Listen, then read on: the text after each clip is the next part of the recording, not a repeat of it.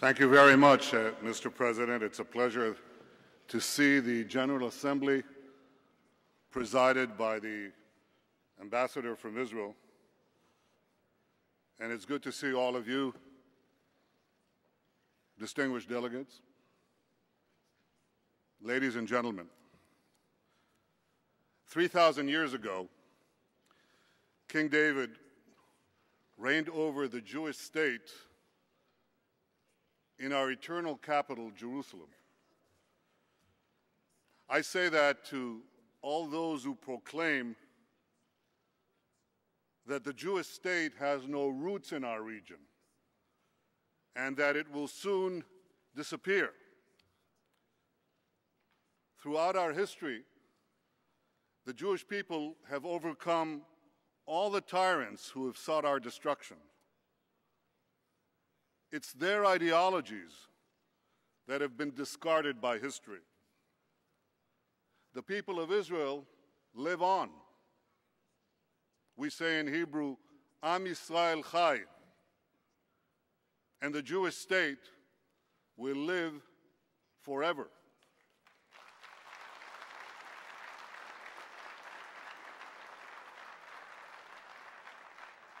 The Jewish people have lived in the land of Israel for thousands of years. Even after most of our people were exiled from it, Jews continued to live in the land of Israel throughout the ages. And the masses of our people never gave up the dream of returning to our ancient homeland. Defying the laws of history, we did just that. We ingathered the exiles, restored our independence, and rebuilt our national life. The Jewish people have come home. We will never be uprooted again.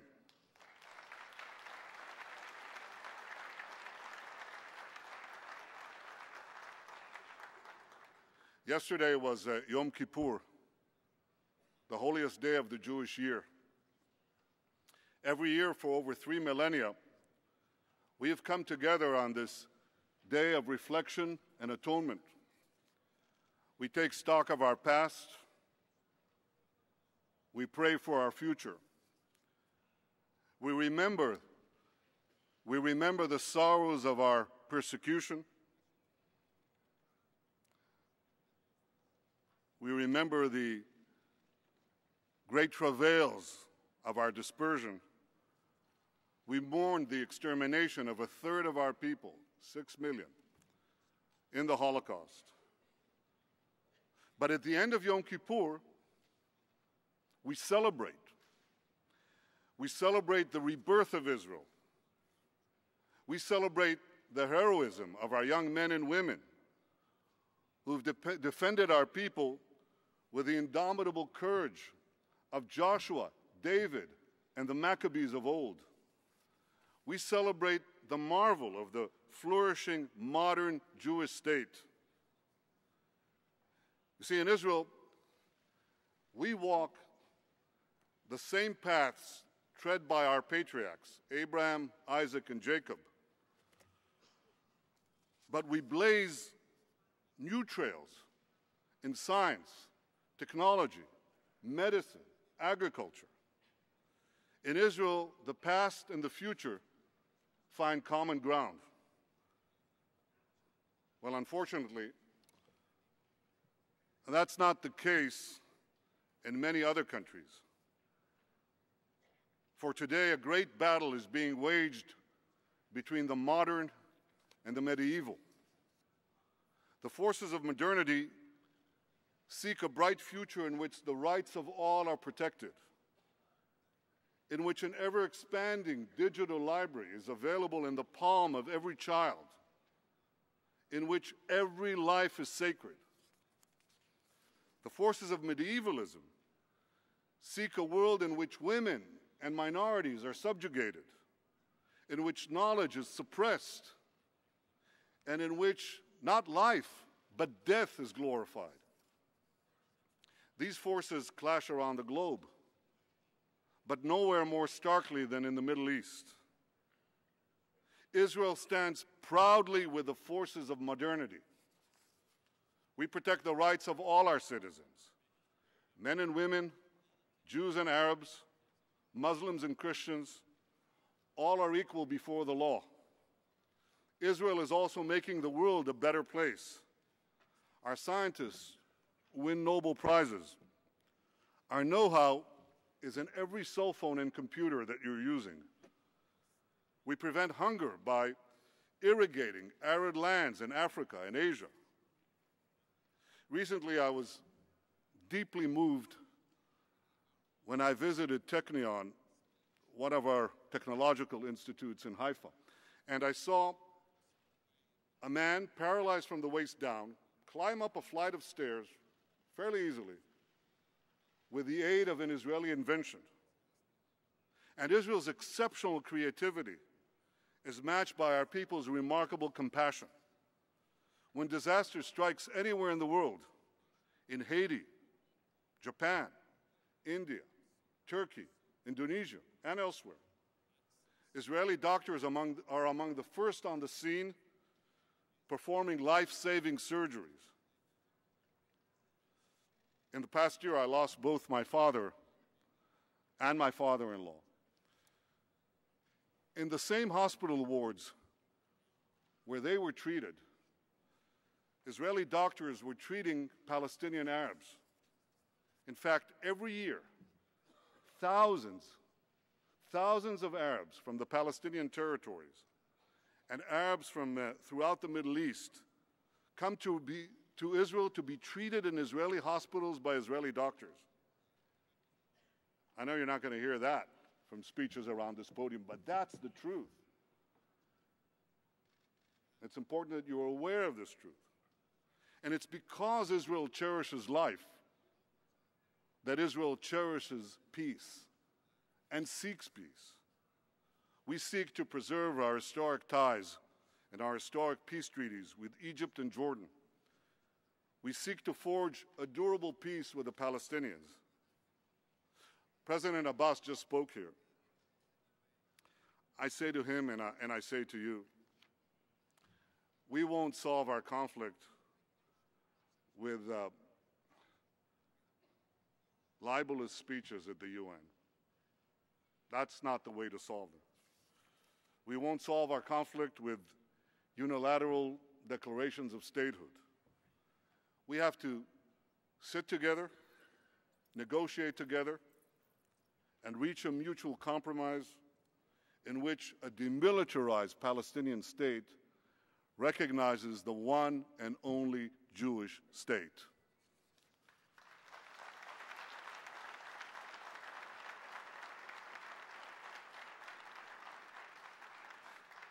Israel wants to see a Middle East of progress and peace. We want to see the three great religions that sprang forth from our region, Judaism, Christianity, and Islam, coexist in peace and in mutual respect. Yet the medieval forces of radical Islam, whom you just saw storming the American embassies throughout the Middle East, well, they oppose this. They seek supremacy over all Muslims. They're bent on world conquest. They want to destroy Israel, Europe, America. They want to extinguish freedom. They want to end the modern world. Now, militant Islam has many branches, from the rulers of Iran with their revolutionary guards, to Al-Qaeda terrorists, to the radical cells lurking in every part of the globe. But despite their differences, they are all rooted in the same bitter soil of intolerance. That intolerance is directed first to their fellow Muslims, and then to Christians, Jews, Buddhists, Hindus, secular people, anyone who doesn't submit to their unforgiving creed. They want to drag humanity back to an age of unquestioning dogma, unrelenting conflict. I'm sure of one thing. Ultimately, they will fail. Ultimately, light will penetrate the darkness. We've seen that happen before. Some 500 years ago, the printing press helped pry a cloistered Europe out of a dark age. And eventually, ignorance gave way to enlightenment. So too, a cloistered Middle East will eventually yield to the irresistible power of freedom and technology. And when this happens, our region will be guided not by fanaticism and conspiracy, but by reason and curiosity. I think the relevant question is this. It's not whether this fanaticism will be defeated.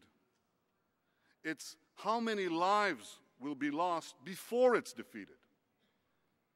And we've seen that happen before too. Some 70 years ago, the world saw another fanatic ideology bent on world conquest. Now it went down in flames, but not before it took millions of people with it.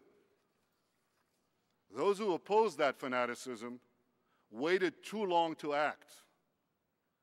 In the end, they triumphed, but at an horrific cost. My friends, we cannot let that happen again. You see, at stake is not merely the future of my country. At stake is the future of the world. And nothing could imperil our common future more than the arming of Iran with nuclear weapons. To understand what the world would be like with a nuclear-armed Iran, just imagine the world with a nuclear-armed Al-Qaeda. Now, it makes little difference whether these lethal weapons are in the hands of the world's most dangerous terrorist regime or the world's most dangerous terrorist organization. They're both fired by the same hatred.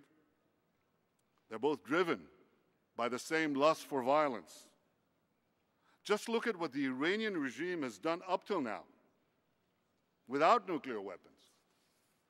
In 2009, they brutally put down the protests, mass protests for democracy in their own country.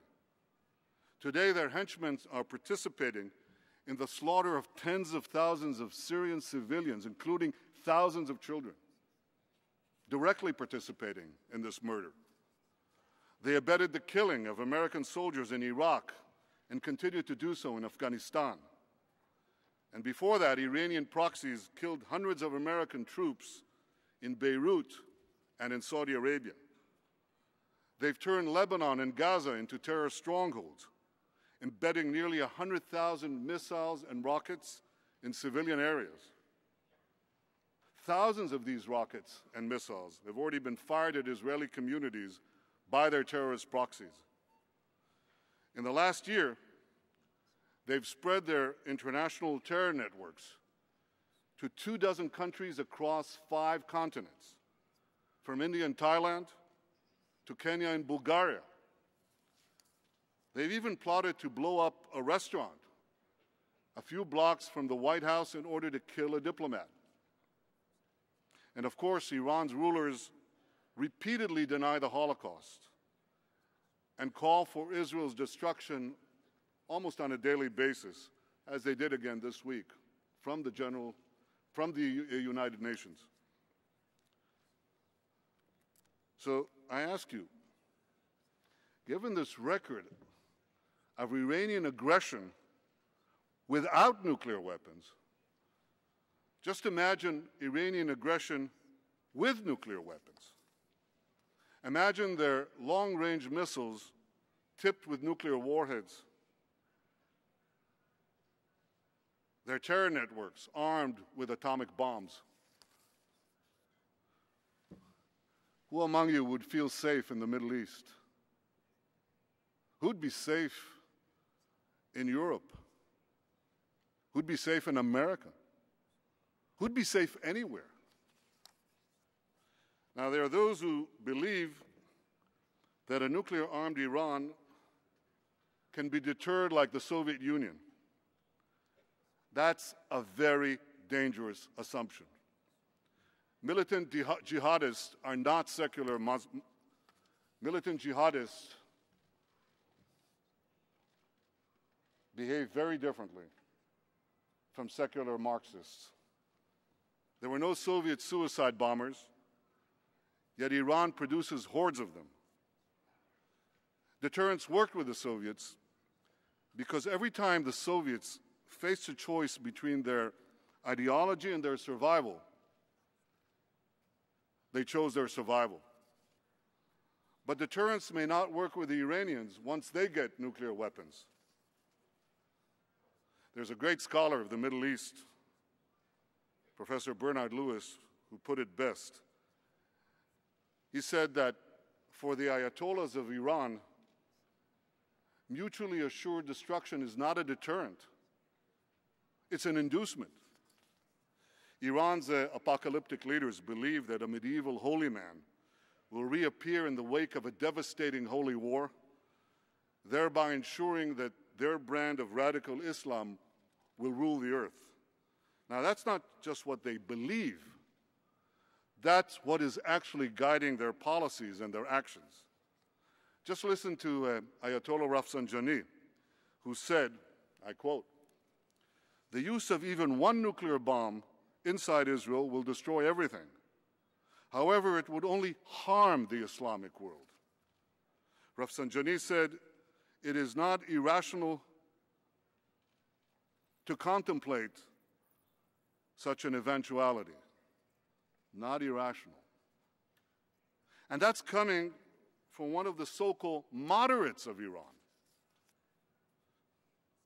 Shockingly, some people have begun to peddle the absurd notion that a nuclear-armed Iran would actually stabilize the Middle East. Yeah, right.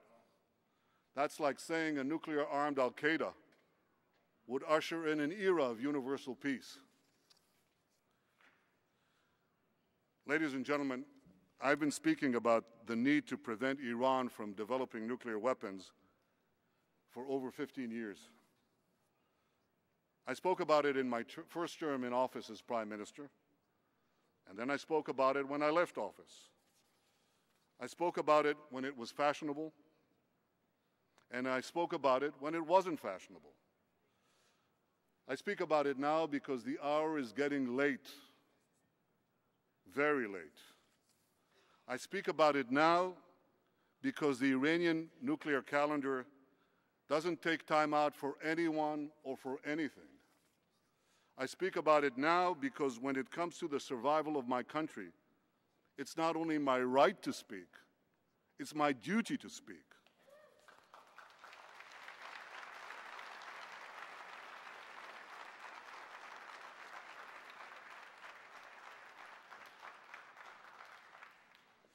And I believe that this is the duty of every responsible leader who wants to preserve world peace.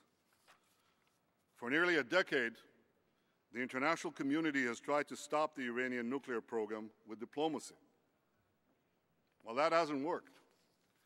Iran uses diplomatic negotiations as a means to buy time to advance its nuclear program. For over 7 years, the international community has tried sanctions with Iran. Under the leadership of President Obama, the international community has passed some of the strongest sanctions to date. I want to thank the governments represented here that have joined in this effort. It's had an effect. Oil exports have been curbed, and the Iranian economy has been hit hard. It's had an effect on the economy. But we must face the truth.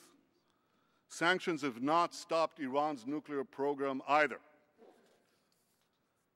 According to the International Atomic Energy Agency, during the last year alone, Iran has doubled the number of centrifuges in its underground nuclear facility in Qom. So at this late hour, there's only one way to peacefully prevent Iran from getting atomic bombs.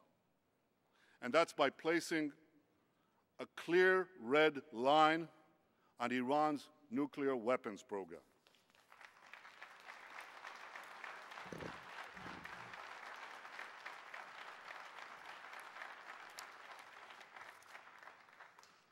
Red lines don't lead to war. Red lines prevent war. Just look at NATO's charter. It made clear that an attack on one member country would be considered an attack on all. And NATO's red line helped keep the peace in Europe for nearly half a century. President Kennedy set a red line during the Cuban Missile Crisis. That red line also prevented war and helped preserve the peace for decades. In fact, it's the failure to place red lines that's often invited aggression. If the Western powers had drawn clear red lines during the 1930s, I believe they would have stopped Nazi aggression and World War II might have been avoided. In 1990, if Saddam Hussein had been clearly told that his conquest of Kuwait would cross a red line, the first Gulf War might have been avoided.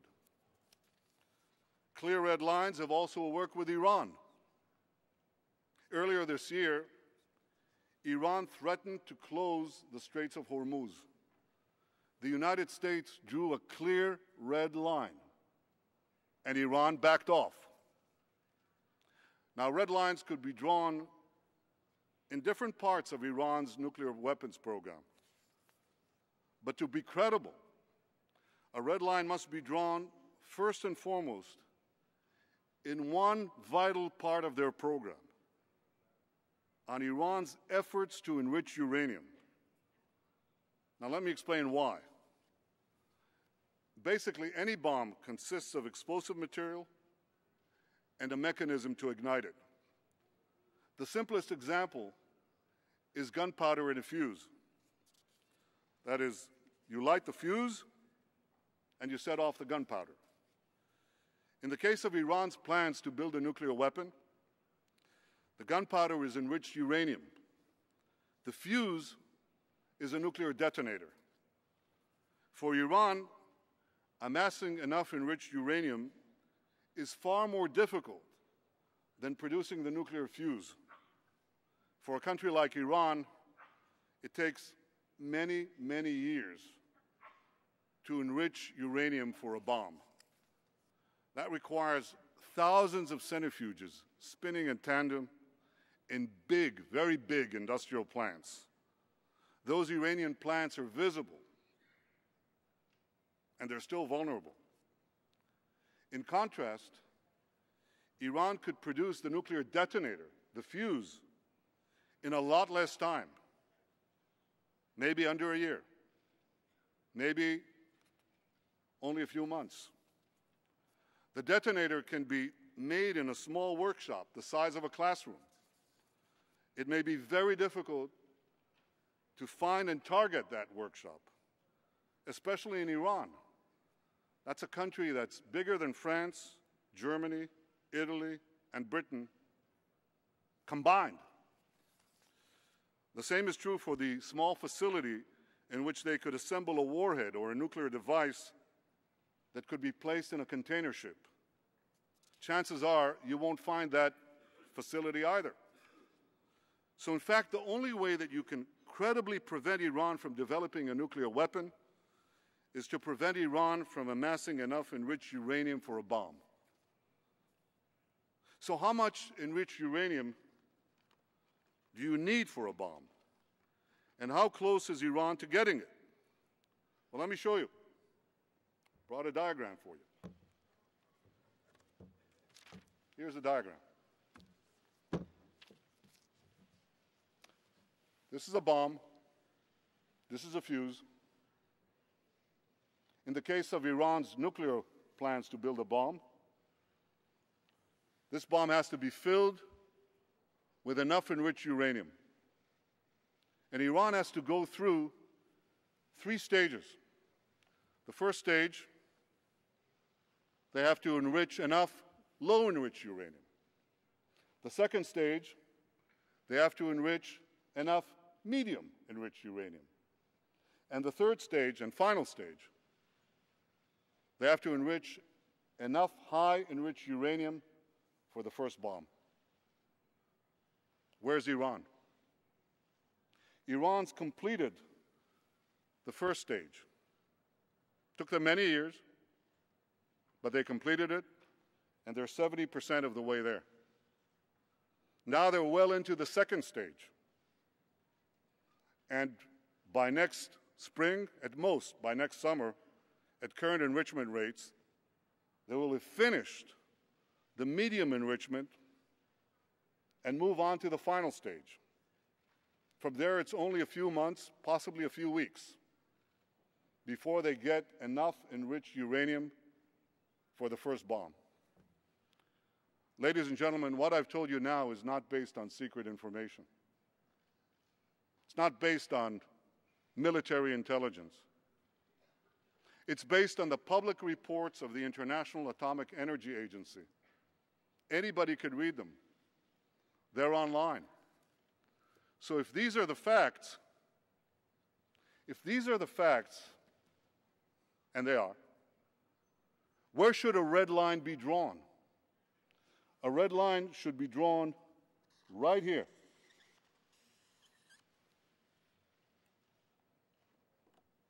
Before Iran completes the second stage of nuclear enrichment necessary to make a bomb, before Iran gets to a point where it's a few months away or a few weeks away from amassing enough enriched uranium to make a nuclear weapon.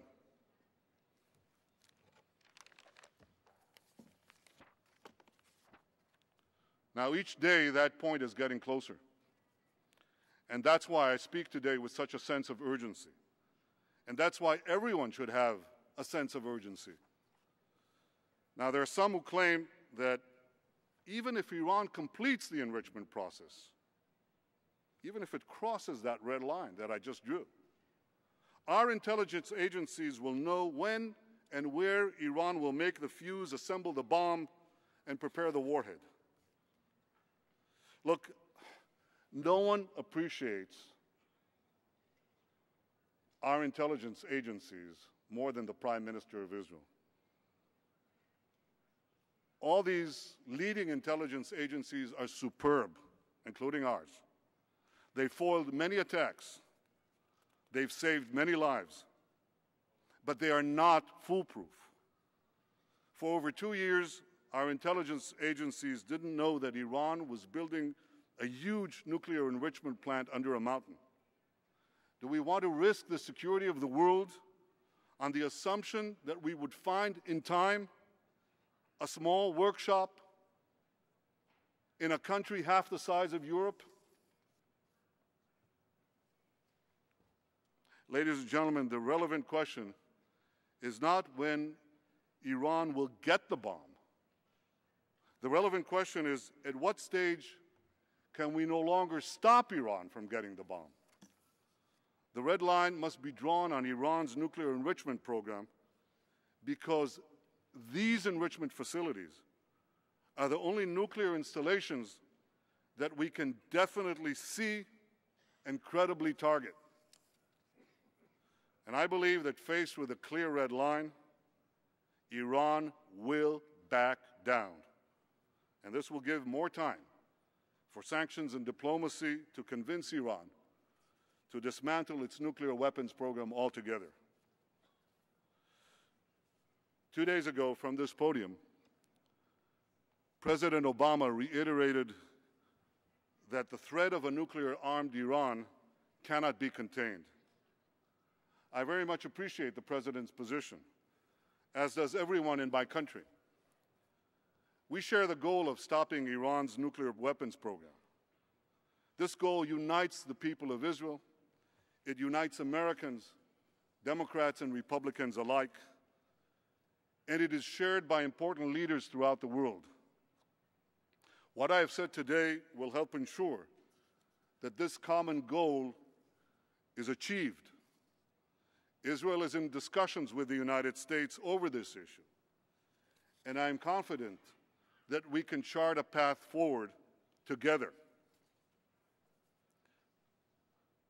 Ladies and gentlemen, the clash between modernity and medievalism need not be a clash between progress and tradition. The traditions of the Jewish people go back thousands of years. They're the source of our collective values, the foundations of our national strength. At the same time, the Jewish people have always looked towards the future. Throughout history, we've been at the forefront of efforts to expand liberty, promote equality, and advance human rights. We champion these principles not despite of our traditions, but because of them. We heed the words of the Jewish prophets Isaiah, Amos, and Jeremiah to treat all with dignity and compassion, to pursue justice and cherish life, and to pray and strive for peace. These are the timeless values of my people, and these are the Jewish people's greatest gift to mankind. Let us commit ourselves today to defend these values so that we can defend our freedoms and protect our common civilization. Thank you.